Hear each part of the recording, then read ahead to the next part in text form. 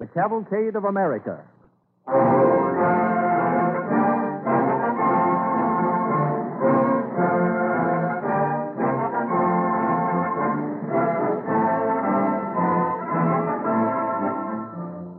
At the start of this evening's episodes in the DuPont presentation of the Cavalcade of America, may I quote from the latest issue of the official publication of the Women's National Radio Committee. This is the organization affiliated with so many women's activities, including the General Federation of Women's Clubs, the American Association of University Women, the National Federation of Music Clubs, the Council of Women for Home Missions, the Catholic Daughters of America, the National Council of Jewish Women, and many other outstanding groups. The Women's National Radio Committee feels that it's time to cheer when such a program as this blazes new trails. Their review continues, quote, "The story of America's progress is drama as absorbing as fiction, and on this half hour it's particularly entertaining. Don't let the word educational fool you, for this program will hold your interest from start to finish. We recommend it especially as family entertainment and suggest that the children be allowed to sit up and hear it. The DuPont modest commercials deserve an extra round of applause." End of quotation. The sponsor of this program is grateful for these words from such a distinguished group and invites you to send your own comments on this series to DuPont, Wilmington, Delaware, or to your own radio station. Your expressed opinion is the sponsor's only guide as to whether this series represents the type of radio entertainment that you, too, are glad to welcome into your own home.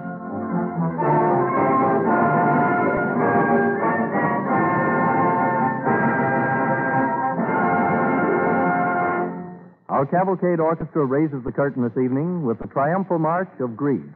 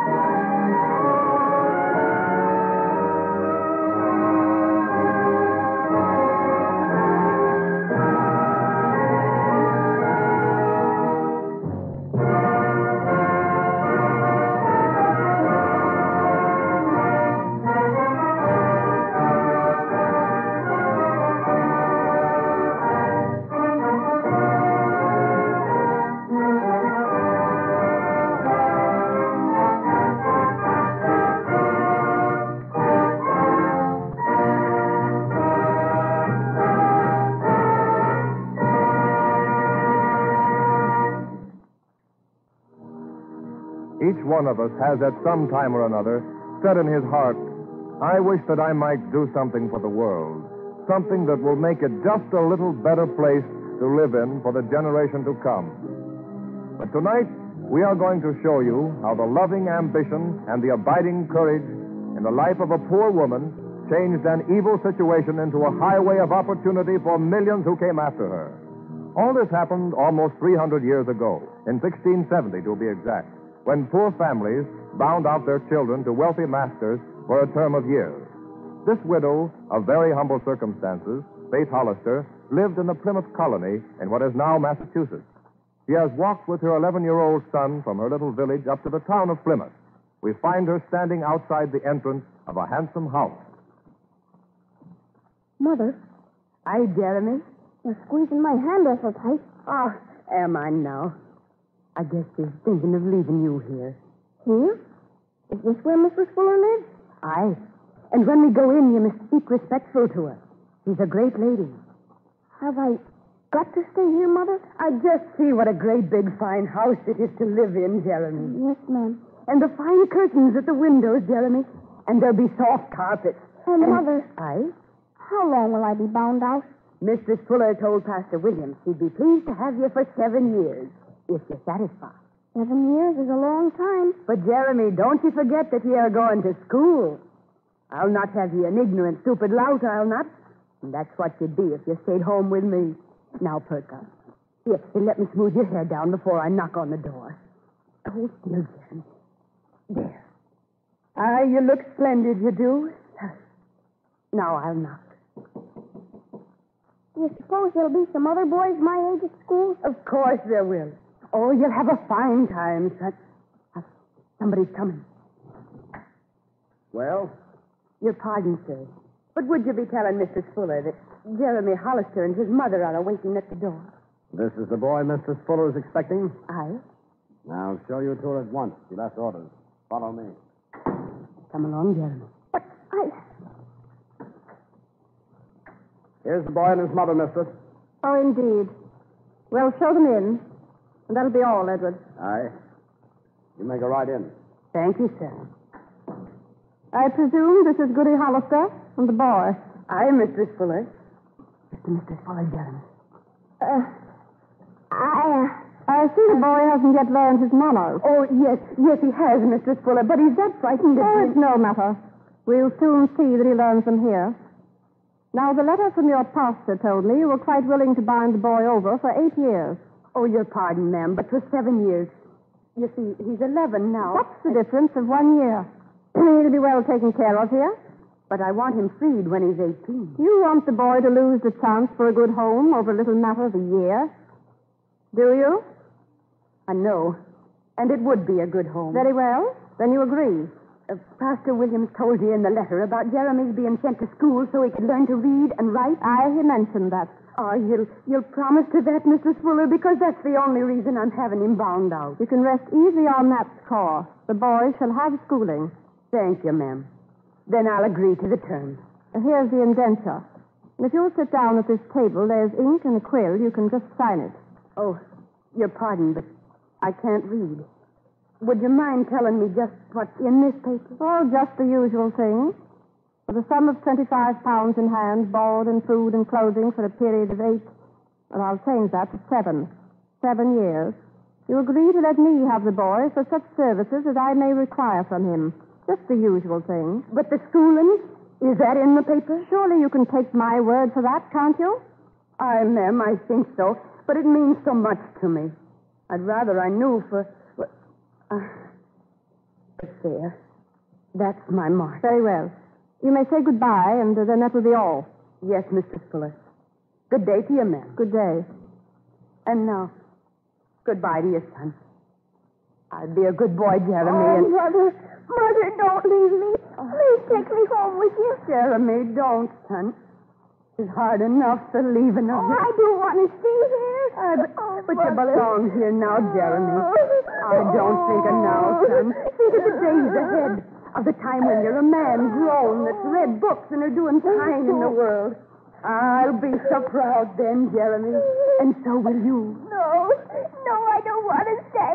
I don't want to Boy, stay. stop that noise. He's taken his leave of me that's upset him, Mrs. Fuller. Please go quickly. Aye, Mrs. Fuller. I'll be going. Boy, silence. Let go of me, Jeremy. Goodbye. Mother, take me away.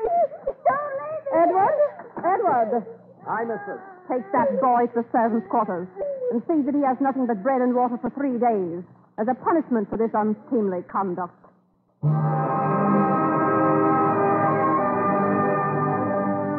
A year passes. Faith Hollister has not been able to visit her son during that period. But at last she stands expectantly after knocking at the Fuller's door. Good day to you, sir.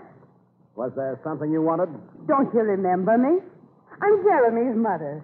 I have come to see him. Oh, I'll warrant he's grown so I hardly know him. Mother, is that you? Aye, it's me, son. Where be you? Oh, Mother. I'm not glad to see you. Oh, Jeremy. Oh, Mother. Oh, Mother. Oh, come. Oh, none of this. Let me look at you, son. My, how you've grown. I guess I have grown some. Those are awful shabby-looking clothes you've got on, Jeremy. Ah, but there, you didn't know your mother was coming, or you'd have put on your best bib and tucker, I'll warrant you. These are the best clothes I've got. You don't go to school looking like that. I don't go to school none. You don't go to school. But you have been going. Nary a day since I've been in this house. You mean to say you've had no education at all, at all? None, Mother. None. Not a bit. So, too strict I am. We'll see about this. Where's your missus? She's in the front of the house. Which way? Right through that door. Oh, but you can't go in there. Not without having Edward go in and see if it's all right. Here, you can't go through that door. I don't need Here, anyone wait. to see if it's all right. I'm going in and find out what's the meaning of this. You're not being sent to school. Mrs. Fuller! Mrs. Fuller! Who's calling me? I'll be calling you, and I want to see you. Where be you? Oh, there you be. Looky here, Mrs. Fuller. If you wish to speak to me, you should have asked Edward. I'm not asking anybody except you. And what I want to know is, why isn't my boy being sent to school the way you promised? Answer me that. There's no use getting excited about it. I told you we'd take care of the boy's learning. We have a great deal to teach him. He's not ready for school yet. You promised me you'd send him to school to learn reading and writing. When he's learned his duties here and learned his manners, perhaps then. There weren't no ifs and whens in your promise. You said you'd send him to school, and you aren't sending him. And I want to know when you're going to keep your promise. I have done everything I agreed to do in the indenture. When are you going to send him to school? It's not in the contract. And if you could read, you'd know it isn't. Oh, so that's it. You never intended to give him any schooling at all. You thought because I was a poor widow and the boy was bound to you, you could forget the solemn promise you made. If you don't get out of this house, Goody Hollister, I'll have you put out. I'll go. I'll go. But I'll see if you can keep my boy out of the learning you promised him. I'll have this to a magistrate. I'll go to George Toy. He often speaks for folks before a magistrate. He'll help me. He'll help me. Before the magistrate's court, Faith Hollister lost her case. But George Story appealed to the general court, which in those days was not only the legislative body, but also the highest court of appeal in the colony. Presiding over the court was Governor Thomas Prince, a man whom Story knew was deeply interested in public education. As our scene opens, the trial has nearly run its course. George Story is just rising to present his last rebuttal. May it please your worship, I should like to ask Faith Hollister once more to take the stand. Take the stand, Goody Hollister. Yes, your worship. I should like to have you tell the court why you, a widow with only one son, consented to part with him for 7 years. I wanted he should grow up with learning like his father had before him. And there wasn't no school where we live. So you bound him out where he could be sent to school. Aye. But I wouldn't have bound him out for anything if I suspected for a minute that he weren't going to get schooling. Thank you. That's all. Aye, Your worship and honorable gentlemen of the court, no eloquence of mine can add to the plea you've just heard from the lips of this good woman. Whether or not she misunderstood the speech of Mr. Fuller is of small moment. She wanted an education for her son. She thought that was what she was getting. If Mr. Fuller has denied this honest mother her dearest wish, and it's within the province of the court to grant it to her. Our case, sir, is before you. This court stands adjourned until high noon tomorrow. What do you think they'll do, Mr. Story? It's out of our hands now. We'll know tomorrow.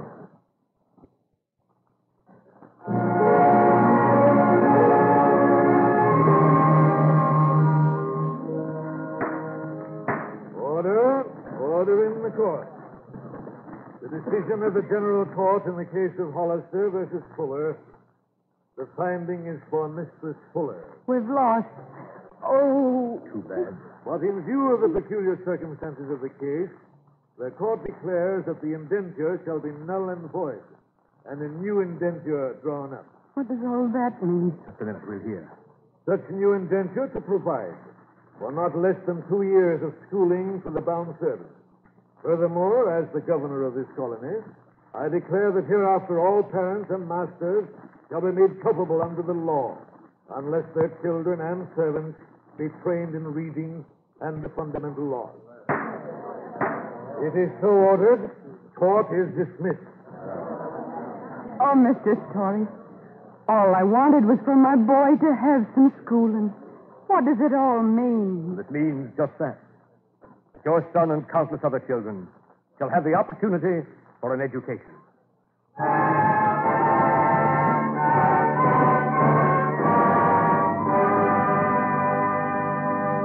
And thus was education for the poor secured in New England.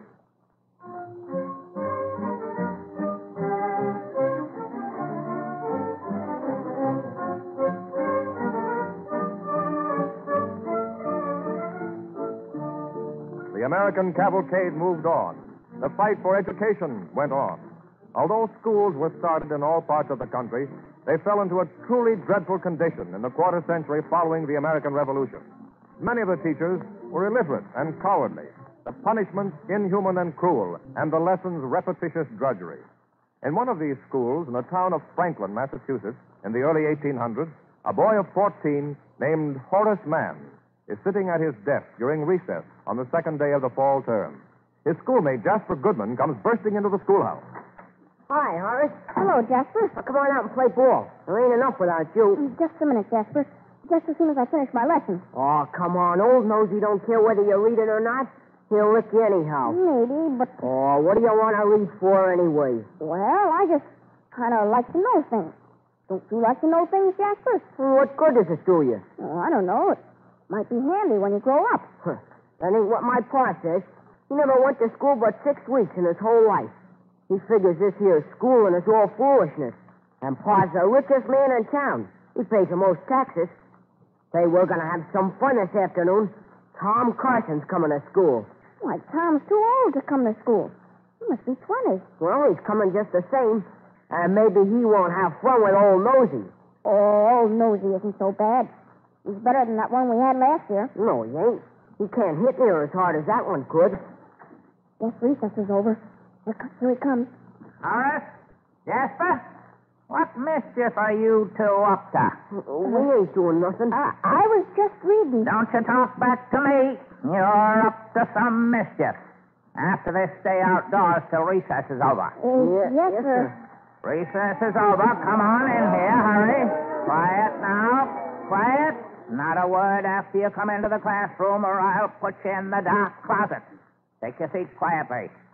Class and spelling, come to the front. That's us, Jasper. Horace, will you stop that whispering?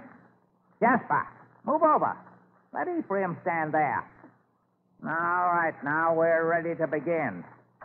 Hello there, schoolmaster. Why, good day, sir. Are you a member of the school committee? Oh, that's a good one. Me, a member of the school committee. Quiet, children. I'm Tom Carson. Well, what is it you want? Can't you see I'm in the middle of a class? Well, I come here to get a mite of learning, too. What? Ain't this a free school? Well, no doubt. All right, then. Learn me something. Silence! I'll thrash the hide off on the next pupil that laughs. That's right, teacher. You keep 'em quiet, Tip, and start learning me things. Well, come on. Spelling class dismissed. I'm afraid, Mr. Carson, that I'll have to ask you to stop smoking that pipe in here. Oh, you don't like my pipe, huh? Well, I'll just empty it over here. Oh, no, stop. That's my hat. Hey, you've ruined it. It's a fire. It's burning. The pump's water. Oh, that's good, Tom. Oh, I ain't started yet, Jasper. Wait till I get going. Here, Horace, let me have your slate. I got some arithmetic on it. All right, I'll write on the other side. What you doing, Tom? There. Read it. Rosie is a big coward. Now, I'll just put that in the old boy's desk. Oh, don't do that, Tom. You think I wrote it? You better go get it, Horace, before Nosey gets back. Yes. I'll get it right now. Hey, don't touch that slate, Horace. Oh, but Tom, I got to. Horace, what are you doing at my desk? Why, What do you got in your hand? my slate. Give it here. I said give it here. Oh. No, so that's it. I'm a coward, am I? Wait till I get my strap. I'll show you who's a coward. Hold on, Nosey. Leave that young'un alone. Huh? What? Horace didn't write that. It's on his slate. I wrote it. And what are you going to do about it? I'll tend to you after school, Horace man. Oh, no, you won't. You big coward. There ain't going to be no after school when I get through with you. Because there ain't going to be no schoolmaster left. Why, You hear me? You can either pick up what's left of that hat of yourn and get out of town as fast as them legs can carry you, or I'll wipe up the floor with you. I'll go, Mr. Carson. Then skedaddle. Yes, I'm going. And don't you come back. Good work, Tom. Without a schoolmaster, there won't be any school, and my father won't have any school taxes to pay. I guess I fixed him, mate. Jasper, you tell your old man I'll be around for that $5 he promised me for closing up the school. I'll tell him. You mean, Tom, that Squire Goodman is going to pay you for what you did? You bet he is, Horace. And he's getting off cheap, too. Oh. That doesn't seem right somehow. It seems to me that folks who want to go to school ought to have the chance.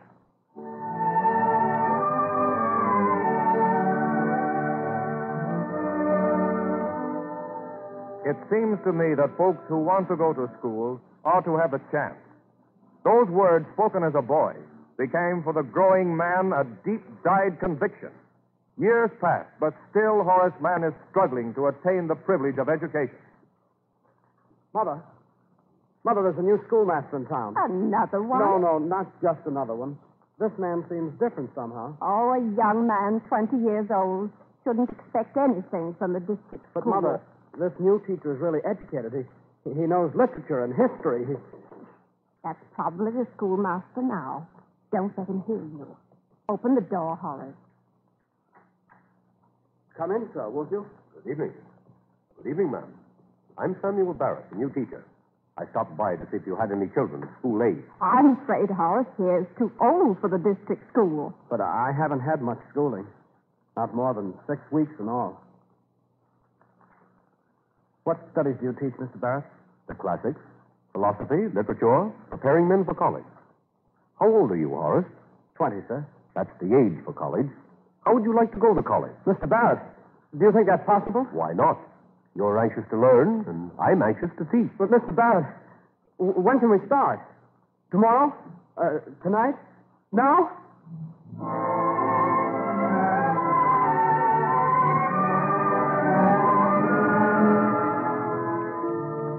In 6 months, young Horace Mann entered Brown University. There he was graduated with honors and later took up the study of law. Elected to the state legislature, he was prominent in reform movements and always ardently interested in education.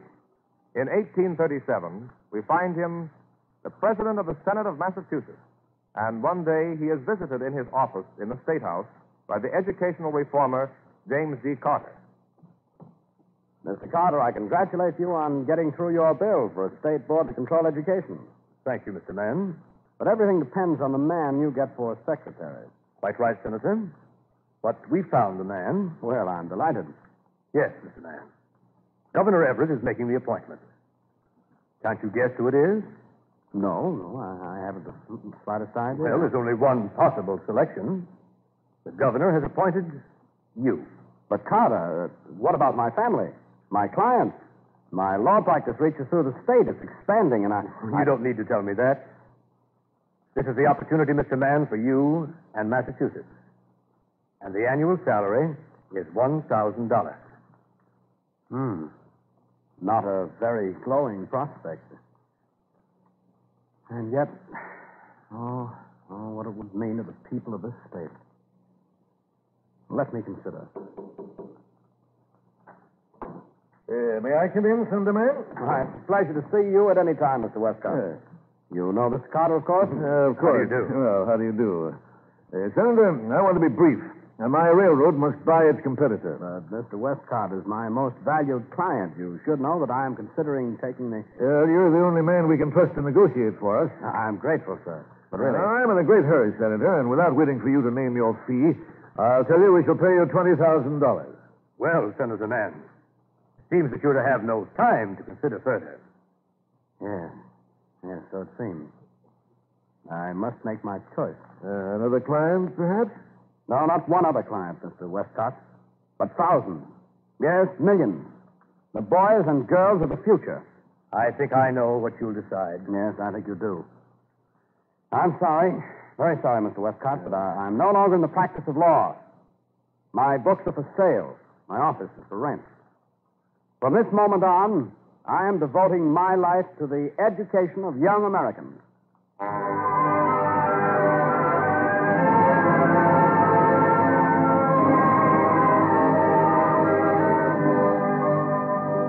With that decision, Horace Mann turned his back on a prosperous career at the bar and devoted the rest of his life to education.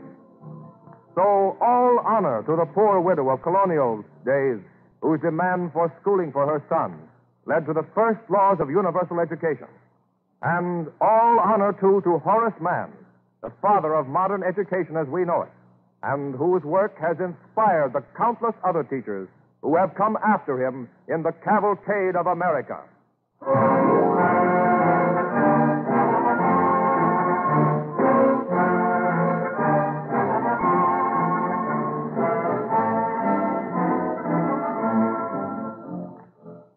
When we think of education, we think of all the arts and sciences that make up human knowledge. Chemistry is one of the most important of the sciences contributing to modern life, for it underlies nearly every industry and serves human needs in countless ways. This week, thousands of people are flocking to the automobile show here in New York to see the 1936 model, and other thousands throughout the country are thinking about new cars for themselves. The automobile might well be called a chemical factory on wheels, for the very power that drives it along the highway comes from a chemical reaction, the combustion of gasoline. And even this fuel has been vitally improved by the addition of certain chemicals.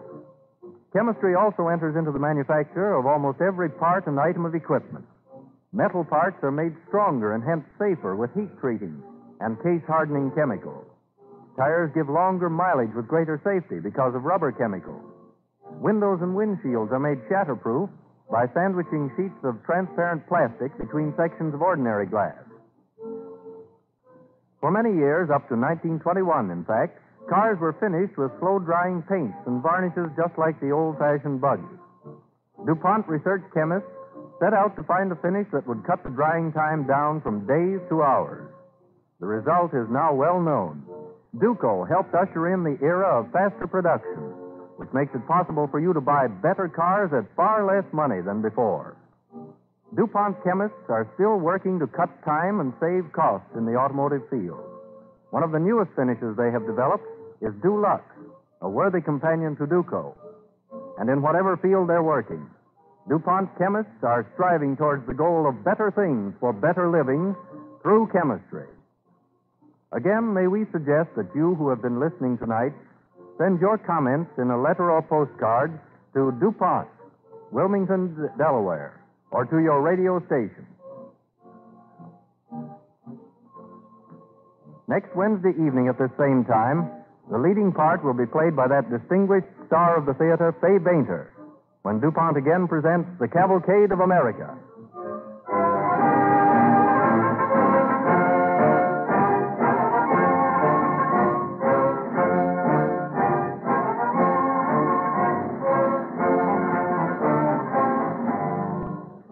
This is the Columbia Broadcasting System.